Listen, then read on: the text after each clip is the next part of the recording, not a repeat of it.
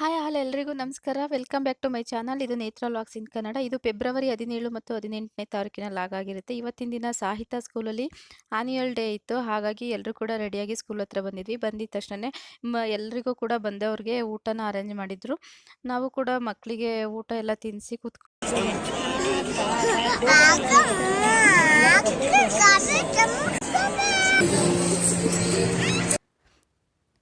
ಊಟ ಎಲ್ಲ ಮುಗ್ದಿದ ಮೇಲೆ ನಾವೆಲ್ಲರೂ ಕೂತ್ಕೊಂಡಿದ್ವಿ. ಹಾಗೆ ಏನು ಸುಮಾರು ಒಂದು 6 ಗಂಟೆಗೆಲ್ಲ ಪ್ರೋಗ್ರಾಮ್ ಸ್ಟಾರ್ಟ್ ಆಯಿತು. ಹಾಗೆ LKG, UKG ಸ್ಟೂಡೆಂಟ್ಸ್‌ಗೆ ಗ್ರ್ಯಾಜುಯೇಷನ್ ಮಾಡಿದ್ರು. ಮತ್ತು ಅಲ್ಲಿ ಬಂದಂಥ ಮುಖ್ಯ ಅತಿಥಿಗಳಿಗೆ ಸ್ವಾಗತ ಕೂಡ ಕೋರಿದ್ರು. ಹಾಗೆ ಫಸ್ಟೇ ನರ್ಸರಿಯವ್ರದ್ದು ಡ್ಯಾನ್ಸ್ ಇತ್ತು. ಇಲ್ಲಿ ಸಾಹಿತ್ಯ ಡ್ಯಾನ್ಸ್ ಮಾಡ್ತಿದ್ದಾನೆ. ಹಾಗಾಗಿ ಇದು ನಾನು ಸ್ವಲ್ಪ ವಿಡಿಯೋನ ಸ್ವಲ್ಪ ಜಾಸ್ತಿನೇ ಹಾಕಿದ್ದೀನಿ. ಯಾಕೆಂದರೆ ಸಾಹಿತ್ಯ ಡ್ಯಾನ್ಸ್ ಮಾಡ್ತಿದ್ದಾನಲ್ವ ಹಂಗಾಗಿ. ಮತ್ತು ನರ್ಸರಿ ಮಕ್ಕಳೆಲ್ಲರೂ ಕೂಡ ತುಂಬಾ ಚೆನ್ನಾಗಿ ಡ್ಯಾನ್ಸ್ ಮಾಡಿದ್ರು.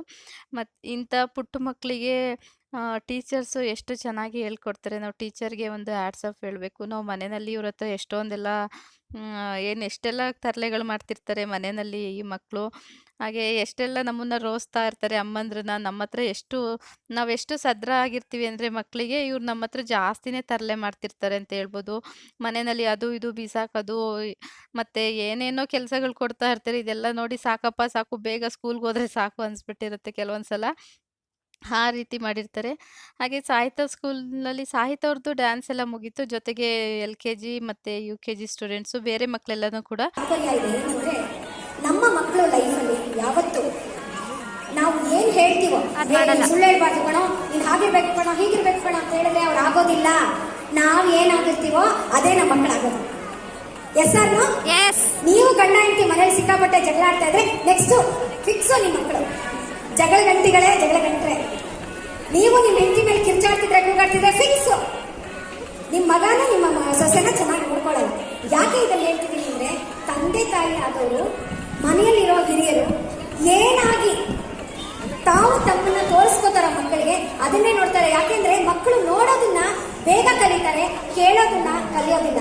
Visuals are more stronger. ಮಕ್ಕಳು ಅಂತಲೇ ಅಲ್ಲ, ಮನುಷ್ಯನ ಸ್ವಭಾವನೆ ಅಷ್ಟು. ನಾವು ಯಾವುದನ್ನು ಮಾಡಿ ತೋರಿಸ್ತೀವೋ ಅದನ್ನಷ್ಟೇ ಕಲಿತಾರೆ. ನಾವು ಹೇಳಿದ್ದನ್ನು ಯಾವತ್ತೂ ಮಾಡಲ್ಲ. ಎಲ್ಲೋ ತುಂಬ ಟ್ಯಾಲೆಂಟ್ ಇರೋರು ಅಷ್ಟೇ ಹೇಳೋದಕ್ಕೂ ಮುಂಚೆ ಹೇಳಿದ್ದನ್ನು ಗಮನಿಸ್ಕೊಳ್ಳೋವಂಥವ್ರು. ಇವತ್ತಿನ ಲಾಗ್ ಇಲ್ಲಿಗೆ ಮುಗೀತು. ಸುಮಾರು 8 ಗಂಟೆಗೆಲ್ಲ ನೈಟ್ ನಾವು ಮನೆಗೆ ಬಂದ್ವಿ. ಅದಾದ ನಂತರ ಇದು ಬೆಳಗ್ಗೆ ಲಾಗು, ಅಂದರೆ ಸಂಡೇ ಲಾಗ್ ಆಗಿರುತ್ತೆ. ಫೆಬ್ರವರಿ 18ನೇ ತಾರೀಕಿನ ಲಾಗು. ನಾನು ನೆನ್ನೆನೇ ಹುರುಳಿಕಾಳನ್ನ ನೆನೆಸಿ ಮೊಳಕೆ ಕಟ್ಟಿಡೋಣ ಅಂತೇಳಿ ಕಟ್ಟಿಟ್ಟಿದ್ದೆ. ಇವಾಗ ಬೇಸಿಗೆ ಅಲ್ವ, ಎಷ್ಟು ದೊಡ್ಡ ದೊಡ್ಡ ಮೊಳಕೆ ಬಂದಿದೆ ನೋಡಿ. ನನಗಂತೂ ಇದು ನೋಡಿದ್ರೆ ಇನ್ನೊಂದು ಸ್ವಲ್ಪ ಬಿಟ್ಟಿದ್ರೆ ಇದರಲ್ಲಿ ಲೀಫೇ ಬಂದುಬಿಟ್ಟಿರ್ತಿತ್ತು ಅನಿಸುತ್ತೆ. ಅಂದರೆ ಎಲೆ ಕೂಡ ಬಂದುಬಿಟ್ಟಿರ್ತಿತ್ತು ಅನಿಸುತ್ತೆ, ಹುರುಳಿ ಎಲೆ. ಅಷ್ಟು ಚೆನ್ನಾಗಿ ಬಂದಿದೆ ಸ್ಪ್ರೌಟ್ಸು. ತುಂಬಾ ಇಷ್ಟ ಆಯಿತು. ಸ್ವಲ್ಪ ಜಾಸ್ತಿನೇ ಮೊಳಕೆ ಕಟ್ಟಿಟ್ಟಿದೆ. ಸುಮಾರು ಒಂದು kg ಮೇಲಿತ್ತು ಹುರುಳಿಕಾಳು. ಇಷ್ಟನ್ನು ಕೂಡ ಮೊಳಕೆ ಕಟ್ಟಿದೆ. ಹಾಗೆ ನನ್ನ ಹಸ್ಬೆಂಡು ಫ್ರೂಟ್ಸ್ ಎಲ್ಲ ತೊಗೊಂಬಂದಿದ್ರು, ಅದನ್ನು ಕೂಡ ಎತ್ತಿ. ಹಾಯ್ ಎಲ್ರಿಗೂ ನಮಸ್ಕಾರ. ನಾನು ನೇತ್ರ. ಇದು ನೇತ್ರ ವ್ಲಾಗ್ಸ್ ಇನ್ ಕನ್ನಡ. ಇವತ್ತು ಸಂಡೇ ಆ್ಯಕ್ಚುಲಿ ಮಧ್ಯಾಹ್ನ ಆಗಿದೆ. ಟೈಮ್ ಬಂದು 2:39 ಮಧ್ಯಾಹ್ನ ಆಗಿದೆ. ಮಧ್ಯಾಹ್ನ ಊಟಕ್ಕೆ ರೈಸ್ ಮಾಡೋಣ ಅಂತೇಳಿ ರೈಸ್ ಇಟ್ಟಿದ್ದೀನಿ ಕುಕ್ಕರಲ್ಲಿ. ಹಾಗೆ ಇವತ್ತು ನಾನು ಸ್ಪೆಷಲಾಗಿ ನುಗ್ಗೆಕಾಯಿ ಚಿಕನ್ ಗ್ರೇವಿ ಮಾಡೋಣ ಅಂತ ಅಂದ್ಕೊಂಡಿದ್ದೀನಿ. ಫಸ್ಟ್ ಟೈಮ್ ಟ್ರೈ ಮಾಡ್ತಿದ್ದೀನಿ, ಹೊಸದಾಗಿ ಟ್ರೈ ಮಾಡ್ತಿದ್ದೀನಿ.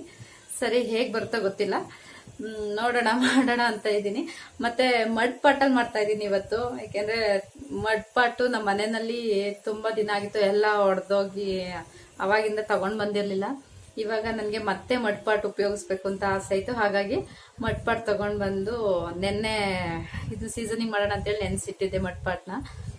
ಇವಾಗ ನೆನೆಸಿಟ್ಟಿದ್ರೆ ಒಂದು ಮಟ್ಕೆ ನೆತ್ಕೊಂಡ್ಬಂದಿದ್ದೀನಿ. ಹೇಗೆ ಬರ್ತು ನೋಡೋಣ ಅಂತೇಳಿ. ಅದು ಹೊಡೆದೋಗ್ಬಿಡುತ್ತೇನೋ ಅಂತ ಗಾಬರಿ ಆಯಿತು.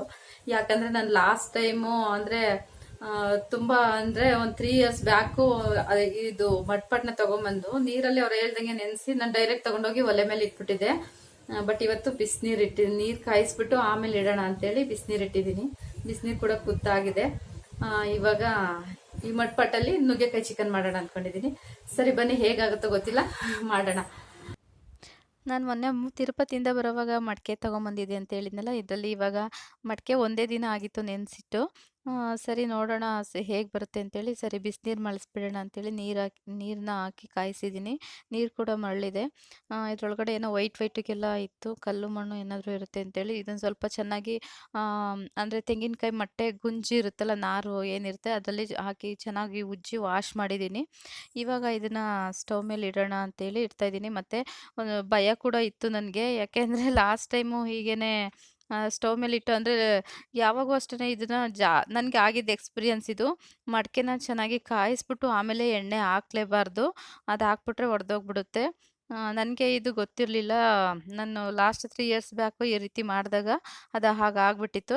ಸರಿ ಅಂತೇಳಿ ನಾನು ಇದಕ್ಕೆ ಒಂದೇ ಒಂದು ಸ್ಪೂನಷ್ಟು ಸಾಸಿವೆ ಎಣ್ಣೆನ ಬಳಸ್ಕೊಂಡಿದ್ದೀನಿ. ಸಾಸಿವೆ ಎಣ್ಣೆ ಹಾಕಿ ಹಾಗೆ ಸ್ವಲ್ಪ ಕೊಬ್ಬರಿ ಎಣ್ಣೆ ಕೂಡ ಹಾಕಿದ್ದೀನಿ. ಹಾಗೆ ಫ್ರೆಶ್ ಆಗಿ ತೆಂಗಿನಕಾಯಿ ತುರಿನ ತುರ್ಕೊಂಡಿದ್ದೆ. ಅದನ್ನು ಕೂಡ ಒಂದು ಬಾಕ್ಸಲ್ಲಿ ಹಾಕಿ ಎತ್ತಿಟ್ಕೊಳ್ಳೋಣ ಅಂತೇಳಿ ಎತ್ತಿಟ್ಕೊತಿದ್ದೀನಿ.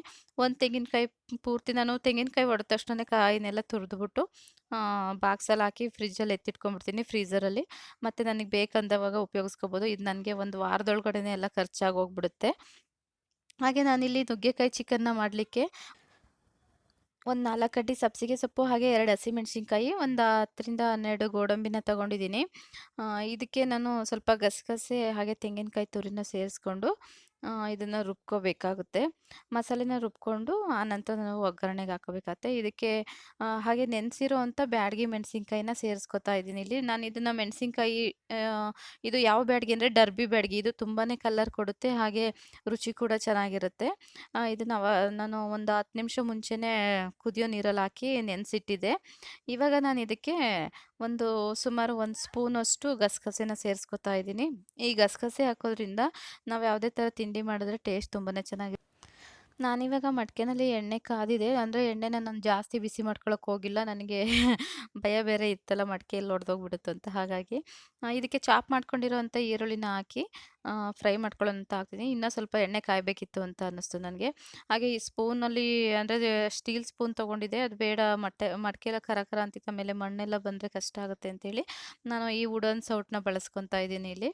ಹಾಗೆ ಇದ್ರ ಜೊತೆಗೆ ಸ್ವಲ್ಪ ಕಸೂರಿ ಮೇಥಿನ ಹಾಕ್ಕೊಂಡು ಫ್ರೈ ಮಾಡ್ಕೊಂಡು ಫುಲ್ಲು ಈರುಳ್ಳಿ ಟ್ರಾನ್ಸ್ಪರೆಂಟ್ ಆಗಬೇಕು. ಚೆನ್ನಾಗಿ ಹಸಿ ವಾಸನೆ ಎಲ್ಲ ಹೋಗೋವರೆಗೂ ಚೆನ್ನಾಗಿ ಈರುಳ್ಳಿನ ಬಾಡಿಸ್ಕೋಬೇಕಾಗುತ್ತೆ.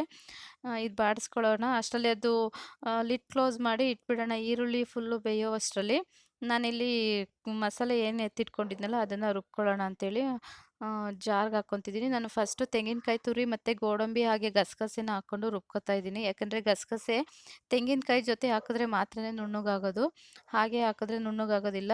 ಅದು ಹಾಗೂ ನುಣ್ಣಗಾಗಬೇಕು ಅಂದರೆ ನಾವು ಒಂದು 10 ನಿಮಿಷ ಮುಂಚೆನೇ ಬಿಸಿನೀರಿನಲ್ಲಿ ಗಸಗಸೆನ ನೆನೆಸಿಡಬೇಕಾಗುತ್ತೆ. ಹಾಗಿಟ್ಟರೆ ಮಾತ್ರ ಗಸಗಸೆ ನುಣ್ಣಗಾಗುತ್ತೆ. ಇವಾಗ ನಾನು ತರಿಯಾಗಿ ಇದನ್ನು ರುಬ್ಕೊಂಡು ಬಂದಿದ್ದೀನಿ. ಇವಾಗ ನೆನೆಸಿರೋ ಅಂಥ ಬ್ಯಾಡಗಿ ಮೆಣಸಿನ್ಕಾಯಿ ಹಾಗೆ ಸ್ವಲ್ಪ ಸಬ್ಬಸಿಗೆ ಸೊಪ್ಪು ಜೊತೆಗೆ 2 ಹಸಿಮೆಣಸಿನ್ಕಾಯಿನ ಸೇರಿಸ್ಕೊಂಡು ಇದನ್ನು ಕೂಡ ಚೆನ್ನಾಗಿ ರುಬ್ಕೊಂಡು ನುಣ್ಣಗೆ ಪೇಸ್ಟ್ ಮಾಡ್ಕೊತೀನಿ.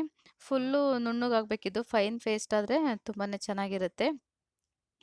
ಇವಾಗ ನಾನಿಲ್ಲಿ ಮಡಿಕೆನಲ್ಲಿ ಈರುಳ್ಳಿ ಕೂಡ ಬೆಂದಿತ್ತು. ಇದಕ್ಕೆ ನುಗ್ಗೆಕಾಯಿನ ಹಾಕ್ಕೊಳ್ಳೋಣ ಈ ಟೈಮ್ನಲ್ಲಿ ಅಂತೇಳಿ ನುಗ್ಗೆಕಾಯಿನ ಎತ್ತಿಟ್ಕೊತಾ ಇದ್ದೀನಿ. ನಾನಿಲ್ಲಿ ಸುಮಾರು ನುಗ್ಗೆಕಾಯಿ ಒಂದು 3ರಿಂದ 4 ನುಗ್ಗೆಕಾಯಿಯಷ್ಟು ನುಗ್ಗೆಕಾಯಿನ ತೊಗೊಂಡಿದ್ದೀನಿ. ಸ್ವಲ್ಪ ದಪ್ಪ ದಪ್ಪದೇ ನೋಡಿ ಹಾಕ್ಕೊತಾ ಇದ್ದೀನಿ, ಯಾಕೆಂದರೆ ಎಳೆ ನುಗ್ಗೆಕಾಯಿ ಆದರೆ ಬೇಗ ಬೆಂದೋಗ್ಬಿಡುತ್ತೆ ಒಗ್ಗರಣೆಗೆ ಹಾಕೋವಾಗ. ಹಾಗಾಗಿ ಚೆನ್ನಾಗಿ ಕುದೀತಿದೆ, ಮಡಿಕೆ ಸಿಕ್ಕಾಪಟ್ಟೆ ಹೀಟ್ ಆಗಿಬಿಟ್ಟಿದೆ. ಎಷ್ಟು ಚೆನ್ನಾಗಿ ಫ್ರೈ ಆಗ್ತಿದೆ, ಖುಷಿ ಆಯಿತು ನನಗೆ. ಎಷ್ಟು ದಿನ ಆಗಿತ್ತು ಮಡಿಕೆನಲ್ಲಿ ಅಡುಗೆ ಮಾಡಿ, ಎಷ್ಟು ವರ್ಷ ಆಗಿಬಿಟ್ಟಿತ್ತು. ಇವಾಗ ನನಗೆ ಖುಷಿ ಆಗ್ತಿತ್ತು. ಮತ್ತು ಇದಕ್ಕೆ 1.5 ಸ್ಪೂನಷ್ಟು ಜಿಂಜರ್ ಗಾರ್ಲಿಕ್ ಪೇಸ್ಟ್ನ ಸೇರಿಸ್ಕೊಂಡಿದ್ದೀನಿ. ಇದನ್ನು ಕೂಡ ಚೆನ್ನಾಗಿ ಮಿಕ್ಸ್ ಮಾಡಿಟ್ಟು ಲಿಡ್ ಕ್ಲೋಸ್ ಮಾಡಿ ಒಂದು 5 ನಿಮಿಷ ಚೆನ್ನಾಗಿ ಬೇಯ್ಕೊಳ್ಳೋದಕ್ಕೆ ಬಿಟ್ಟರೆ ಅಷ್ಟರಲ್ಲಿ ನುಗ್ಗೆಕಾಯಿ ಕೂಡ ಮುಕ್ಕ ಬೆಂದೋಗಿರುತ್ತೆ. ಈ ಟೈಮ್ನಲ್ಲಿ ನಾವು ಚಿಕನ್ನ ಹಾಕ್ಕೊಂಡ್ರೆ ಸರಿ ಹೋಗುತ್ತೆ. ನಾನಿಲ್ಲಿ ಸುಮಾರು ಒಂದು ಮುಕ್ಕಾಲು ಕೆಜಿಯಷ್ಟು ಚಿಕನ್ ಸೇರಿಸ್ಕೊಂಡಿದ್ದೆ. ನಾನು ಸ್ವಲ್ಪ ಕಬಾಬ್ ಮಾಡಲಿಕ್ಕೆ ಅಂತ ಸ್ವಲ್ಪ ಚಿಕನ್ನ ಎತ್ತಿಟ್ಬಿಟ್ಟು ಒಂದು ಮುಕ್ಕಾಲು ಕೆಜಿಯಷ್ಟು ಚಿಕನನ್ನು ಇದ್ರಲ್ಲಿ ಸೇರಿಸ್ಕೊಂಡಿದ್ದೀನಿ. ಫಸ್ಟ್ ಟೈಮ್ ಮಾಡ್ತಿರೋದಲ್ವಾ, ಹೇಗಿರುತ್ತೆ ಅಂತ ಗೊತ್ತಿಲ್ಲ. ಇದಕ್ಕೇ ಸ್ವಲ್ಪ ಉಪ್ಪನ್ನ ಸೇರಿಸ್ಕೊಂಡು ಜೊತೆಗೆ ಅರಶಿನ ಪುಡಿ ಕೂಡ ಹಾಕ್ಕೊಂಡು ಇದು ಮತ್ತೆ ಲಿಡ್ ಕ್ಲೋಸ್ ಮಾಡಿ ಸ್ವಲ್ಪ ಚೆನ್ನಾಗಿ ಕುದಿಲಿಕ್ಕೆ ಅಂತ ಬಿಡ್ತೀನಿ. ಚಿಕನ್ನು ಮತ್ತು ನುಗ್ಗೆಕಾಯಿ ಹಾಗೆ ಈರುಳ್ಳಿ, ಅರಶಿನ ಪುಡಿ, ಉಪ್ಪು ಎಲ್ಲ ಚೆನ್ನಾಗಿ ಚಿಕನ್ನಿಗೆ ಎಲ್ಲದಕ್ಕೂ ಇಟ್ಕೋಬೇಕು, ಹಾಗೆ ನುಗ್ಗೆಕಾಯಿಗೂ ಕೂಡ ಇಟ್ಕೋಬೇಕು. ಇದಾದಮೇಲೆ ಬೆಂದ ನಂತರ ಒಂದು 10 ನಿಮಿಷ ಬಿಟ್ಟಿದ್ದೆ ನಾನು ಲಿಡ್ ಕ್ಲೋಸ್ ಮಾಡಿ ಬೇಯೋದಕ್ಕೆ. ಈ ಟೈಮಲ್ಲಿ ನಾವು ರುಬ್ಬಿಟ್ಕೊಂಡಂಥ ಮಸಾಲೆ, ಹಾಗೆ ಟೊಮೊಟೊ ಪ್ಯೂರಿ ಮಾಡಿಟ್ಕೊಂಡಿದ್ದೆ ನಾನು, ಅದನ್ನು ಕೂಡ ಇದರಲ್ಲೇ ಹಾಕ್ತಿದ್ದೀನಿ. ಅಂದರೆ ಒಂದು 2 ಟೊಮೊಟೊನ ರುಬ್ಬಿ ಎತ್ತಿಟ್ಕೊಂಡಿದ್ದೆ, ಅದನ್ನು ಕೂಡ ಇದರಲ್ಲಿ ಸೇರಿಸ್ಕೊಂಡು ಇವಾಗ ಇದನ್ನು ಚೆನ್ನಾಗಿ ಒಂದು ಮಿಕ್ಸ್ ಕೊಟ್ಕೊಂಡು ಲಿಡ್ ಕ್ಲೋಸ್ ಮಾಡಿ ಮತ್ತೆ ಒಂದು 10 ನಿಮಿಷ ಕುದಿಲಿಕ್ಕೆ ಬಿಡ್ತೀನಿ. ಮಧ್ಯ ಮಧ್ಯದಲ್ಲಿ ಕೈ ತಿರುಗಿಸ್ತಾ ಇರಬೇಕು. ಅದು ಬೆಂದಾದ್ಮೇಲೆ ನಾನು ಇದಕ್ಕೆ ಸ್ವಲ್ಪ ಒಂದು 2 ಸ್ಪೂನಷ್ಟು ಧನಿಯಾ ಪುಡಿ, ಹಾಗೆ ಒಂದು ಸ್ಪೂನಷ್ಟು ಗರಂ ಮಸಾಲಾನ ಹಾಕ್ಕೊಳ್ತೀನಿ. ಇದನ್ನು ಕೂಡ ಹಾಕ್ಕೊಂಡು ಇನ್ನೊಂದು ಸ್ವಲ್ಪ ಹೊತ್ತು ಬೇಯಲಿಕ್ಕೆ ಬಿಡೋಣ ಅಂತೇಳಿ, ಮಡಿಕೆ ಹೀಟಾಗಿರೋದ್ರಿಂದ ಚೆನ್ನಾಗಿಯೇ ಬೇಯ್ತಾಯಿತ್ತು. ನಾನು ಸರಿ ಅಂತೇಳಿ ಸಿಮ್ ಮಾಡಿಬಿಡೋಣ ಫ್ಲೇಮ್ನ ಅಂತೇಳಿ ಲೋ ಫ್ಲೇಮ್ ಮಾಡಿ ನಂತರ ಇದಕ್ಕೆ ಲಿಡ್ ಕ್ಲೋಸ್ ಮಾಡಿ ಬೇಯಲಿಕ್ಕಿಟ್ಟೆ. ಈ ಟೈಮ್ನಲ್ಲಿ ತುಂಬಾ ಚೆನ್ನಾಗಿ ಕುದೀತಿದೆ ನೋಡಿ, ಪರ್ಫೆಕ್ಟಾಗಿ ಆಗಿಬಿಟ್ಟಿತ್ತು. ಎಷ್ಟು ಚೆನ್ನಾಗಿತ್ತು ಅಂದರೆ ನುಗ್ಗೆಕಾಯಿ ಚಿಕನ್ನು, ನಾನು ಕೂಡ ಫಸ್ಟ್ ಟೈಮ್ ಟ್ರೈ ಮಾಡಿದ್ದು. ತುಂಬಾ ರುಚಿಯಾಗಿ ಬಂದಿತ್ತು ಅಂತಲೇ ಹೇಳ್ಬೋದು. ತುಂಬ ಚೆನ್ನಾಗಿತ್ತು. ಮತ್ತು ಇದು ಒನ್ ಟೈಮ್ಗೆ ಎಲ್ಲರೂ ತಿನ್ನೋವಾಗ ಖಾಲಿನೇ ಆಗೋಯ್ತು, ಅಷ್ಟು ಸೂಪರಾಗಿ ಬಂದಿತ್ತು. ನಿಮಗೆ ಈ ವಿಡಿಯೋ ಇಷ್ಟ ಆಗಿದರೆ ಪ್ಲೀಸ್ ಒಂದು ಲೈಕ್ ಮಾಡಿ, ಶೇರ್ ಮಾಡಿ, ಕಮೆಂಟ್ ಮಾಡಿ. ಹಾಗೆ ಹೊಸ್ದಾಗಿ ಯಾರೆಲ್ಲ ವಿಡಿಯೋ ನೋಡ್ತಿದ್ದೀರೋ ದಯವಿಟ್ಟು ನನ್ನ ಚಾನಲ್ನ ಸಬ್ಸ್ಕ್ರೈಬ್ ಮಾಡೋದು ಮರಿಬೇಡಿ. ಹಾಗೆ ಹೊಸ ನೋಟಿಫಿಕೇಷನ್ಗಾಗಿ ಬೆಲ್ ಐಕನ್ ಕೂಡ ಕ್ಲಿಕ್ ಮಾಡಿ ಅಂತ ಹೇಳಲಿಕ್ಕೆ ಇಷ್ಟಪಡ್ತೀನಿ. ನಾನಿವಾಗ ಎಲ್ರಿಗೂ ಸರ್ವ್ ಮಾಡೋಣ ಅಂತೇಳಿ ತಟ್ಟೆಗೆ ಹಾಕ್ಕೊಂಡು ಕೊಡ್ತಾಯಿದ್ದೀನಿ. ನನ್ನ ತಮ್ಮ ಕೂಡ ಇದ್ದ, ಅವನಿಗೂ ಕೂಡ ಹಾಕ್ಕೊಟ್ಟು ನಾನು ಬೆಳಗ್ಗೆ ರಾಗಿ ರೊಟ್ಟಿ ಮಾಡಿಟ್ಟಿದ್ದೆ, ಅಂದರೆ ಮಸಾಲ ರಾಗಿ ರೊಟ್ಟಿ. ಇವಾಗ ಒಂದು ರೊಟ್ಟಿ ಕೂಡ ಮಿಕ್ಕಿತ್ತು, ಅದನ್ನು ಕೂಡ ಅದ್ರ ಜೊತೆಗೆ ಹಾಕ್ಕೊಂಡು ತಿಂದು ನೋಡೋಣ ಹೇಗಿರುತ್ತೆ ಅಂತೇಳಿ ರೊಟ್ಟಿ ಜೊತೆಗೆ ಹಾಕ್ಕೊಂಡು ತಿನ್ನೋಣ ಅಂತ ತಿಂದೆ. ಆ ರೊಟ್ಟಿಗಂತೂ ಕಾಂಬಿನೇಷನು ಎಷ್ಟು ಸೂಪರಾಗಿತ್ತು ಅಂದರೆ ತುಂಬಾ ಚೆನ್ನಾಗಿತ್ತು ಅಂತ ಹೇಳ್ಬೋದು. ನನಗಂತೂ ಬಹಳ ಇಷ್ಟ ಆಗೋಯಿತು. ಮಕ್ಳಿಗೆ ತಿನ್ಸೋಣ ಅಂತೇಳಿ ಹಾಕ್ಕೊತಿದ್ದೆ. ನಾನು ಮಕ್ಳಿಗೆ ಅನ್ನ ತಿನ್ಸೋಣ ಅಂತೇಳಿ ಹಾಕ್ಕೊಂಡೆ, ಬಟ್ ಮಕ್ಕಳು ಕೂಡ ರೊಟ್ಟಿ ಇಷ್ಟಪಟ್ಟು ತಿಂದರು.